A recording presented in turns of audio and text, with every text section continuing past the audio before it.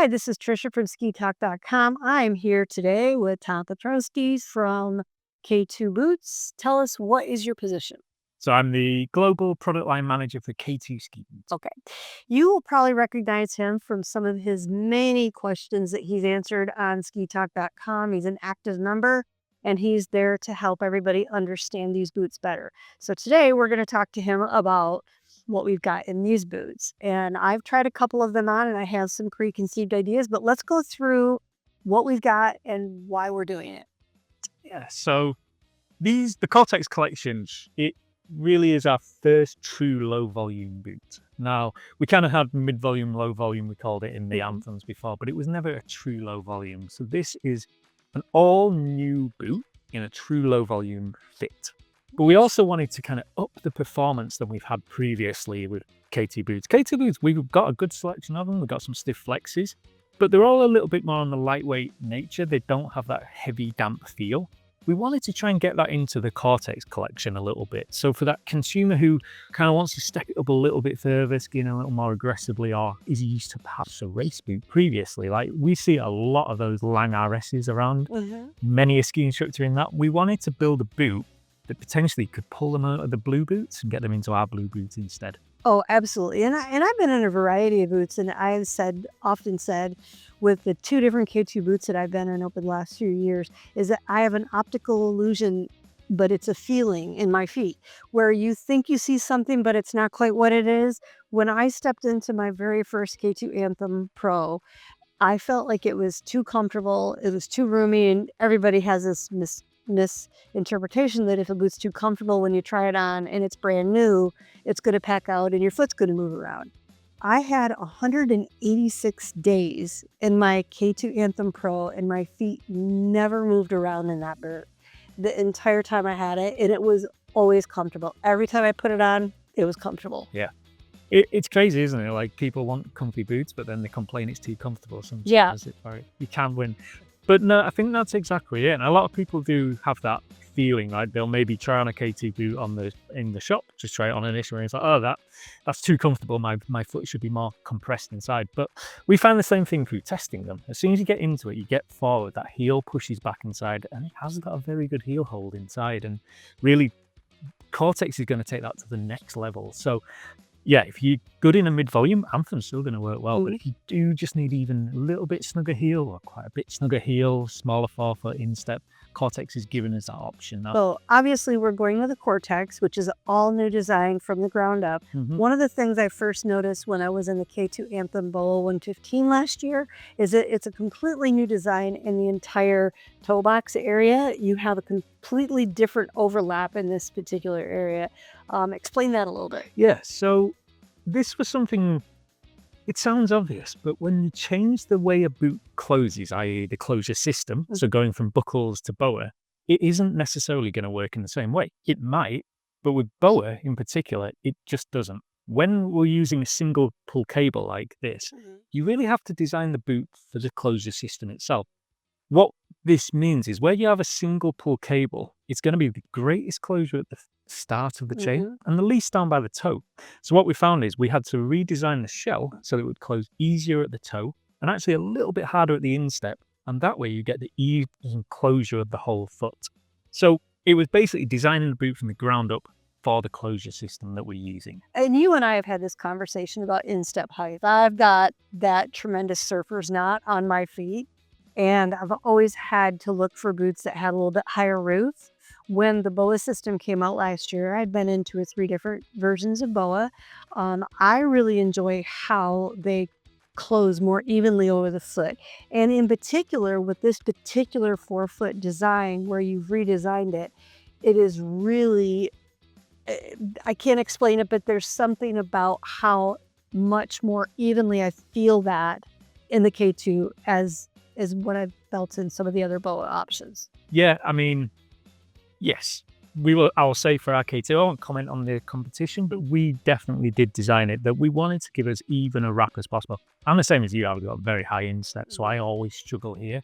So getting it so that I could get the closure good here and not crush the foot, but still get some toe closure was super important to us, because it's all well and good if this is comfortable, but if this wasn't doing anything. It's not going to give you that even wrap. So Yeah, and then that's when you find a little bit of leakage in the toe box area and stuff like that. Exactly, That yeah. kind of thing happens. So we go from the bottom up or the top down here? You tell me, which way do you want to go here? Let's start with this because this is probably the closest to the current boot that I'm in. Although I'm in the medium last, but I do have a low volume foot. I have a low volume foot, but a high end step. Yeah. So this is perfect for me, and I did try this on. Another thing that I appreciated in the BOA that I'm currently in is the elastic power strap. Yeah. Yeah. Okay, so tell us a little bit about that and what we're getting out of that. Yeah, so I'm sure a lot of people know at this point, but the booster patent expired a couple of seasons back, which opened the opportunity up for other brands to make their own versions of it. So we kind of jumped on that. So ours uses the 3 layers in the back here. We can tune this a little bit to the flex of the boot. But because we keep the elasticated power strap more to the stiffest flexes, we'll tend to keep it more on the kind of stiff side. It's equivalent of like a race booster. So not the stiffest that we can make it, but it's kind of that, very high-end one. And I know that in the boot that I'm currently in with this style strap, I can really cinch that cuff up. no, you'll be able to get it very, very tight. I'll be interested to see what people find, especially yourself as well, with the BOA cuff, because I'm finding more and more, because of the nature of the BOA cuff, I don't use a power strap anymore. Really? Yeah, the way it works is because it's this single cable, it's going to self-actuate through. So as you flex forward, the top is going to give slightly more just because the pressure, obviously higher up the lever chain, you're going to be able to put more force on the top. Right. So the top's going to push a little more, which is going to pull in the bottom.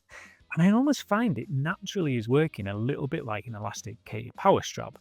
Now, I'm sure some people are still going to want it, but I just don't excuse mine done up anymore. I find the cuff gives me that kind of suspension and progressivity that I want alone. So it's an interesting thing that we didn't. I mean, just looking at this, watching, it's exactly what you said. Yeah, and it's for the people, you hear it a lot that they're like, oh, I'm going to want my third buckle a lot tighter than the top. And yeah, this is one system, but it is going to give you that feeling when you actually flex the boot. So you do it up and it's going to be an even pressure across the whole ship. But as soon as you lean forward, the top is going to give a little and it's going to pull in the third buckle. Of what would be the third buckle. So you're going to get that nature, but as soon as you rebound up to straight, everything kind of self-actuates back out and you get the comfortable wrap. So you get the best of both. You get a comfortable fit, but with the high performance when you actually ski it. Absolutely. So we have a lot of things going on with this particular boot. So we've got the double BOA, which we've talked about. Yep. We have a brand new liner. We have the power strap. And let me see, what else have we got? They're box soles. Well, this one's the Alpine on the 125. So we actually have these. So some of these one in the boot canted. We set it up for that, but you're going to have the grip walk in. And I'm a canter. There you go. See, we're still building the boots first. New thing for us on K2 is that we're using the bolted cuff now. So this is a change for our design. There's a few reasons we do it. We wanted to, as we kind of mentioned, give that real high performance feel. So that kind of race boot feeling. And to get that rearward support that you have in that style of boot, through our testing, we really found that the bolted cuff is going to offer it. But beyond that, it also adds in a level of adjustability that we don't have with the current boots. So forward flex-wise, performance-wise, bolted cuff or our energy interlock that we currently use, basically the same. This, though, adds adjustability. So if you're going to take the top screw out, it isn't going to change the flex. What it is going to do, though, is change the feeling of the flex. So taking the top screw out will allow you to get into the flex a little bit easier.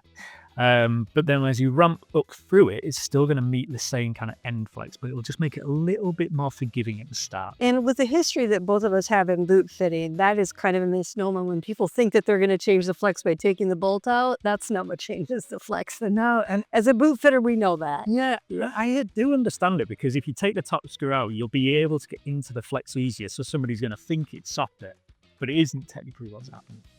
So, and the liner, I love how this is actuated. Look at how nice you've got the heel pocket in there with the ankles. This is a really solid liner. Yeah, thank you. We worked a lot. For you as well with the high instep, we've got the Velcro tongue, so it is adjustable forward and back. So you're really going to be able to find the position that works well for the top of the foot there. That was kind of a key thing for our top end liners. I was always like that until somebody else fiddles with my toes. Yeah. Another thing that they have in this 125 Flex boot is the plate in the front, which I am familiar with from the K2 Anthem Pro. That is what changes your flex Yes, to some extent. to some extent. Yes, it will add a little bit of forward stiffness to the boot because you are adding more material. Yeah. But again, it's going to change how quickly the boot reacts. If you're going to move it higher up on the leg, you're going to get a more instant engagement on the front. Have it lower, then yeah, you're just building up that volume. It's adding adjustability. Yeah. And I'm not going to miss this one. This is the full Zeppa across the bottom of the boot. It's a softer material, which is warmer. It's going to be warmer, a little bit of shock absorption, a word I can never say. And if somebody's worried that they are looking for a real high performance carving, you're still going to get it with this. We've tested a fully rigid one versus this one. And honestly, we couldn't feel a lot of difference carving, but it's just nice if you hit that little bit of ice. It just has that little bit of give. And as you say, it's warmer as well. Warmth is key. Warm, right. Who doesn't like a warm, Exactly. right? One thing to touch on here as well is, so right now, if I grab a men's boot, for example, here, the men's boots, all as stock, come with this black spoiler in the back. The women's boots, we've taken it out, but it will be in the box. Okay. So as it is currently, without the spoiler, this cuff is going to be the same as that Anthem. Okay. So most women's boots obviously cut a little bit lower, flared out, just for that slightly larger calf than women have. But not every woman has it. I don't have it. Yes. So for yourself, if you add the spoiler back in at the low setting, that is going to allow you to make your women's Cortex the same height as a Recon. Okay. If you then put it up to the second height, it's going to add an extra 10 millimeters. So you can set up your Cortex in any cuff variation you want. We're not telling you have to have a women's cuff or a men's cuff. We're giving the option on every single Cortex for the consumer to set it how you want. Because women are built different from each other just as much as we're different from men. Exactly. So. And who am I to say what's going to work best for everybody? We give you the options to make this boot. And that's kind of the big thing with this. Makes the boot for you. And we'll bring this one back in.